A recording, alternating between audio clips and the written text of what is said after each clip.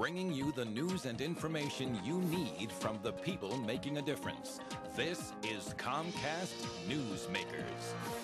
I'm glad he could join us. Herb Perez with us right now, and he is running for city council in Foster City. And he's got a big background in that area, Park and Rec, and a bunch of other places. Nice to have you, Herb. Well, thank you for having me. You know, when you run for city council, usually people go into that, they have some preconceived notion, hopefully, about what they would like to change or improve or keep the same. What about your vision for Foster City? Well, you know, we have a terrific community. When we moved there to start our business, plus to raise our family. And, you know, with our young family and the other young families in that town, we have a number of concerns because our budget is changing. The state is taking money. We want to maintain our quality of life, both for us, for our seniors, and for our children. One of the challenges as we move forward, I think, is to have vital leadership with experience and a history of success and excellence to lead us forward into the next period that we'll be coming in, which will be, quite frankly, the economic upturn, I believe. You know, you mentioned something a moment ago that does affect the dynamic of a city. The age of the population. Do you have an aging population? Do you have more younger people, more families moving in? What is the balance now? Well, we have a number, I think, and that's the thing. We have, you know, much like some of the other organizations I've been involved in, we have a different demographic and stakeholders. So we have our senior population that has helped build Foster City to what it is.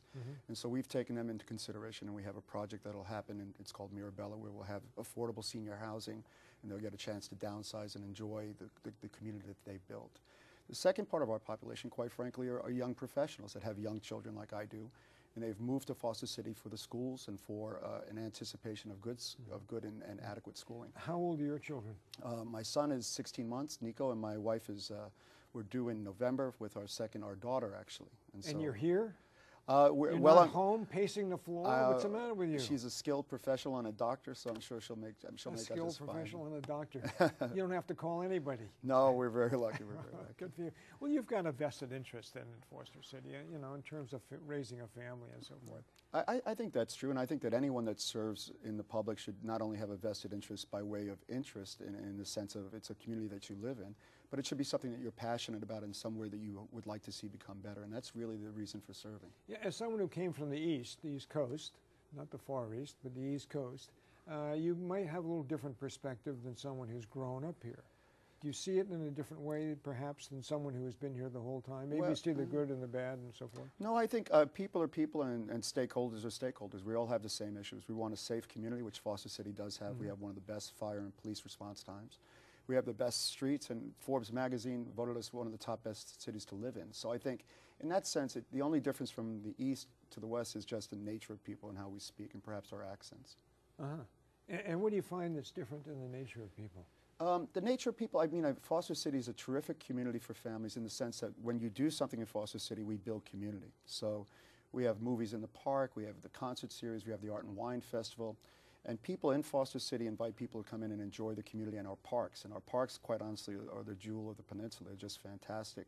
And we have tremendous soccer leagues and softball leagues and baseball leagues. Yeah. You have a background in the Park and Rec Department? Correct. I sit on the Park and Rec Committee as the secretary this term. And there was something else you were involved in, too, before? I'm part of the Education Committee, and Stanley Roberts, one of your colleagues from People Behaving Badly, is the chair of that committee. And we have some very difficult issues before us now with the school overcrowding, for example.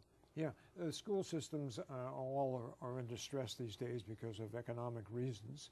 What about the schools in Foster City?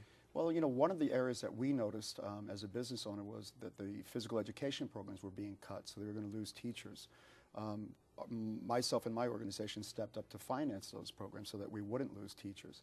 The second problem, quite frankly, is the overcrowding issue and really how that's best served. And I think that's one of the areas that I'm concerned about because, quite frankly, I think there were some missteps made both on the part of maybe the Planning Commission and the City Council in its communications with the school district and the school district. And I think that we have to stop pointing fingers but really find an adequate solution for that. Okay, well, Herb, we wish you well. All right. Herb Perez has been our guest, and he is running for City Council in Foster City. Thank you very much for joining us. Pleasure. Thanks, sir. Thank you, sir.